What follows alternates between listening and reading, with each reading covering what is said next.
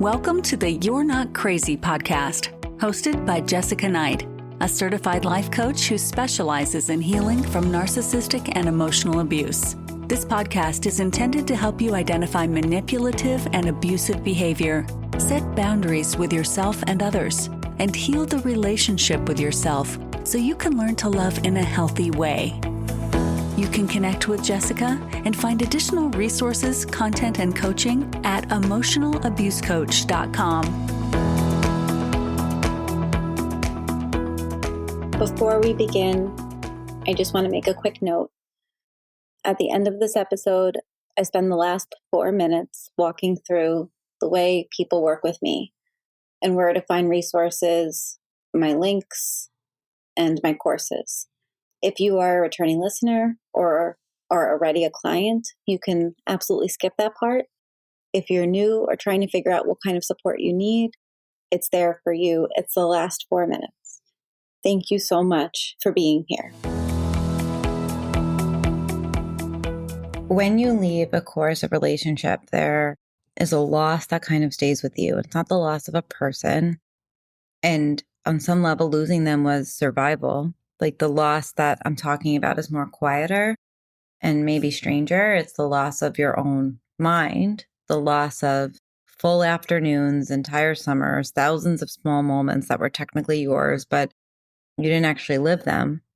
You weren't actually present because you were somewhere else entirely in your head fighting with somebody else and fighting battles that you had no resolution and trying to figure out how anything would ever get resolved. And I remember this probably 2 summers, I just sat on the beach with my kid or even with a friend and my kid just arguing in my head all the time and not being able to actually be there. And I would get so frustrated with myself.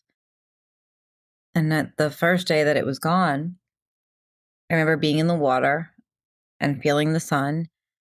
And I watched her run out of the water and I was just there. I wasn't bracing. I wasn't rehearsing anything. And I was like, oh my God, is this the first time I'm watching her at the beach? Like really being in it with her? Am I living the moment? And it was something about that ordinary, uncomplicated presence just cracked something open in me because I realized I couldn't remember the last time it had felt like that. And I stood there and I tried to count backward and I could not find where it started. And that is how complete the occupation had been. I just had lost the before, really, the beginning of the story. And I live in Boston now where beach days are not abundant. You get what you get and you don't get upset, but what you get is finite. And I had spent 2 years in a war that was happening entirely in my own head with a man who was never even there or never even anywhere. And 2 years when my daughter was laughing at the water's edge, where I just stood there making sure that she was safe, but replaying last messages and anticipating the next one and calculating what I would say and how I'd say it and rereading what I already said, whether it'd be enough to keep things calm and to make him stop. And she was right there. And I was essentially there too, but also nowhere. And that's coercive control. It's not just what happens when they're in the room with you, but what happens to your nervous system after and for how long and in how many places. And the control doesn't require there to be physical presence there. It only requires that you have learned through enough repetition that the behavior is unpredictable and the consequences of getting it wrong fall on you. Once that lesson is installed in your mind, you carry it everywhere. They don't have to show up to ruin your Saturday. They already did the work and your brain does the rest because your brain is now on overdrive. Because due to the amount of post-separation abuse, he controlled my time, controlled my access, controlled in ways I'm still mapping my behavior. You know, the constant low hum of monitoring myself and feeling like I'm being watched by a PI, even though there's nothing to watch me for. Managing a potential reaction, staying one step ahead of whatever version might materialize because I never knew. And it looked like hypervigilance. It felt like just being responsible at times, but I didn't understand for a long time that those were the same thing, and neither of those things were actually mine. None of this was mine. And I think it's hard to explain because the next layer of this is not about what he did to my nervous system. It's about what he did with my love for my child. And those are different things. And the second one took me much longer to see because at one point I started to push back. And first it was just small, then it became a lot more direct. And I started to hold a boundary and I would decline a demand there. I'd stop performing the version of myself that kept things smooth at my own expense. And every single time I did, he had an answer ready. I was not being nice. I was difficult. I was making things harder than they needed to be, that my daughter was going to suffer for it. But what he meant by nice in air quotes, if you trace it carefully, is, quote, maximally accommodating me at all times, including at cost to yourself, end quote. That's what he meant by nice. Not nice, in quotes, is any boundary I held, any need I named, any moment I stopped arranging my life around his comfort. He would take my most ordinary human limits and boundaries and reframe them as harm to my kid. And then he would put her between us, not to protect her, but to make sure I couldn't protect myself without feeling like a bad mom in some way. Because if I set a boundary around protecting her, now I'm a bad mom because now I'm not operating in her best interest in some way. That's the part that's hardest to explain to people who haven't lived it because the child becomes weaponized in all of these dynamics. Their hatred for you gets weaponized through your kid. And the more and more that you protect, the more and more that they fight back and use different words to get you to stop doing the thing that you actually do know is best for your kid. Keeping them out of conflict, right? While somebody else is always putting them in the middle of it. And I think for a lot of people that haven't lived it, don't understand it because it's not just that this other person's controlling or irrational. It's that the control is routed through the way where I'm most vulnerable. My love for her was not sacred to him. It was leverage. And for a long time, it worked because I couldn't figure out how to hold a boundary without feeling like somehow I was failing my kid in the process. I kept thinking that if I could just find the right tone, the right words, the right level of accommodation, I could make it stop. I did not yet understand that the game was designed so that I could never win it. The goalpost was him, so it always moved with him. It all goes back to him. It always did. The frame of reference was never me, and it was never, ever her. It was never like her family or sense of family. It's his comfort, his access, his narrative, what kind of person I was. Everything was just like for the set that he was trying to build. And I think I want to be honest about how I got from there to here, because I don't think it helps anyone to make it sound like it was clean. And one day I was writing emails in my head, and then the next day I was present with my kid, because that's not how it worked. It was definitely not a single moment of clarity. It was not one good therapist or book or podcast or conversation that suddenly made everything make sense. It literally was a slow and non-linear process. And there were no long stretches in the beginning where I thought I was getting better and then I found myself back to the place I wanted to be. It was a wave. It was up and down. It was left and right. And there'd be moments where I'd be sucked in. And then over time, over many years, I got less and less sucked in. This time last year, I was more sucked in than I am today. This time 4 years ago, I was way more sucked in. And I still get pulled in. But I try and remember the moments and the feeling that I want to feel of being at the beach and being with my kid and being able to like actually feel the sand on my feet. And maybe it also too was losing another afternoon to a fight that only existed in my head, or another email, or progress that looked like noticing faster than recovering, right? Like it really was these tiny moments of me realizing that, oh, this was done quicker, I felt better quicker, or that didn't bother me as much. And letting myself build off those moments, which took years, and letting myself be okay with that. The beach day I described was not the day that I felt healed. It was a day I got a glimpse of what being more healed might feel like. And that glimpse was enough to make me want to keep going because I'd forgotten what that presence even felt like. I'd forgotten what it was like to just be somewhere at all. And I think about those beach days sometimes, and when my daughter was 4 and 5 and 6 and running to the water, and how I got more and more of myself back. And I talk to so many people that are in this space of feeling like, when is this going to end? I get asked that question all the time. Like, is it always going to feel this way? And like, my honest truth is no.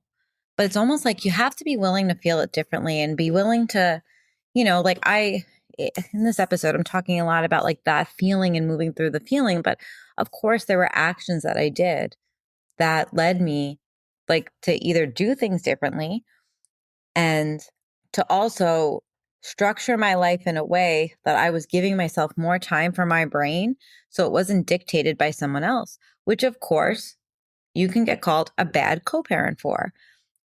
The truth is, I don't care anymore because what he may think is a bad co-parent is objectively not true.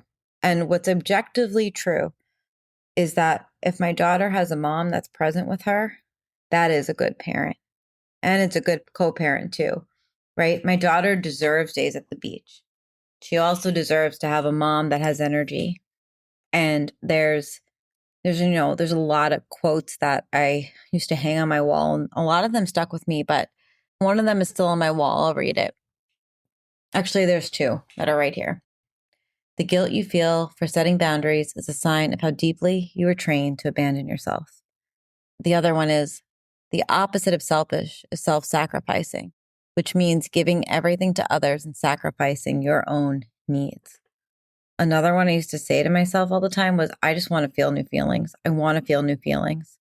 These feelings suck. This is loop that I cannot live like this anymore. I want to feel something new. I want to feel something different. I used to say that to myself all the time. And I used to also allow myself to feel okay if I felt good for 10 minutes.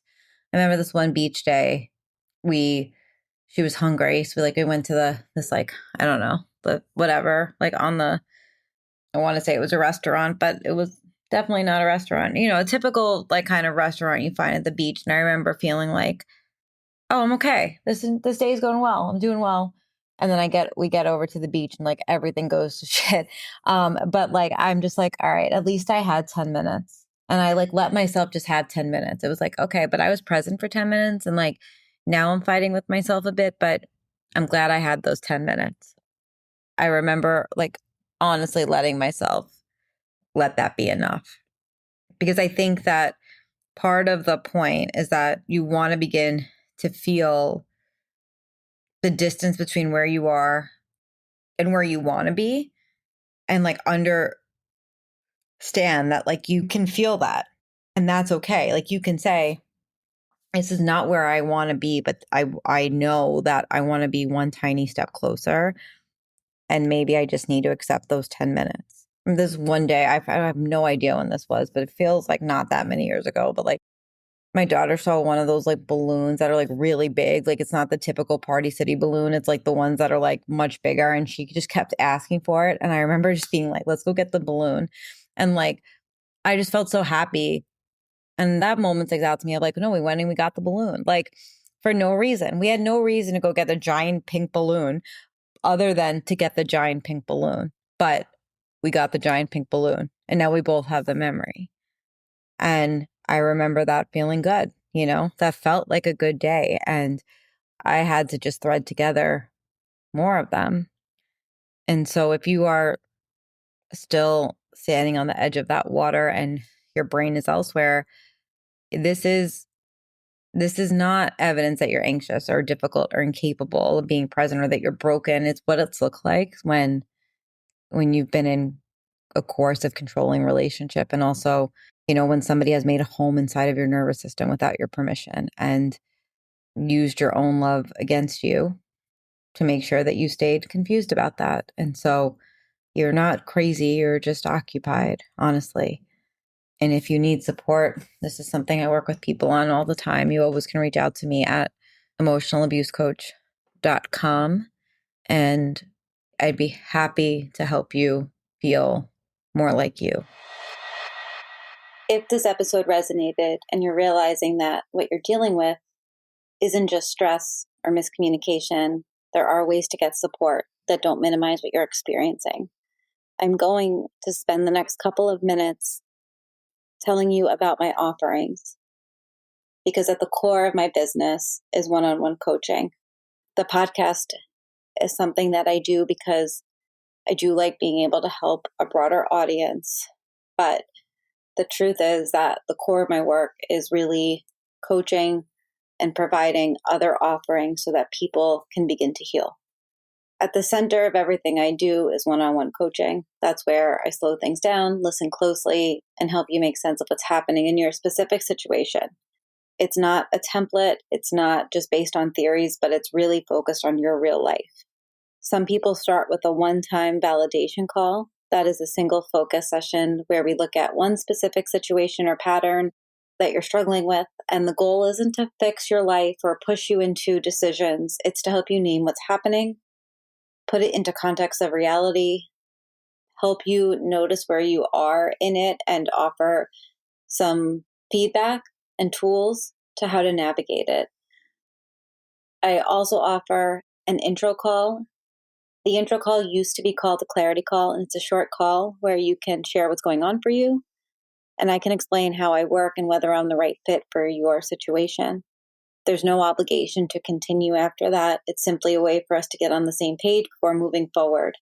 For people who need ongoing support, I offer weekly or biweekly coaching. This is especially helpful if you're navigating emotional abuse, trauma bond, high conflict divorce, or custody and co-parenting with a difficult or controlling person. Ongoing work allows us to track patterns over time, stay anchored when things escalate, and make decisions in a way that protects your nervous system and your long-term stability. All of my coaching options can be found on my websites, emotionalabusecoach.com and highconflictdivorcecoaching.com. Both links are available in the show notes of this episode. In addition to one-on-one coaching, I offer several self-paced courses and programs. They're called Divorcing a Narcissist 101, How to Document for Family Court, the Emotional Abuse Breakthrough Course, Setting Boundaries with a Narcissist, and Unhooked, which is my program and private podcast that walks you through the full cycle of abuse, helps you map it out in your relationship, and shows you how to begin to break free from the trauma bond. I also write on Substack, where I explore topics like trauma bonding, emotional abuse, coercive control, high conflict divorce, and the cluster B dynamics. There's a free option and a paid membership that offers deeper dives, Q&As, and additional resources. Everything that I do and everything that I built is around one core truth and message that you're not crazy, you shouldn't feel crazy, and that even though I can see patterns in what you're experiencing, it doesn't mean that it's normal. It's not healthy. My work is really about helping you understand what's happening and begin to trust yourself again. All of the links that I shared are in my show notes, and I really appreciate you being here.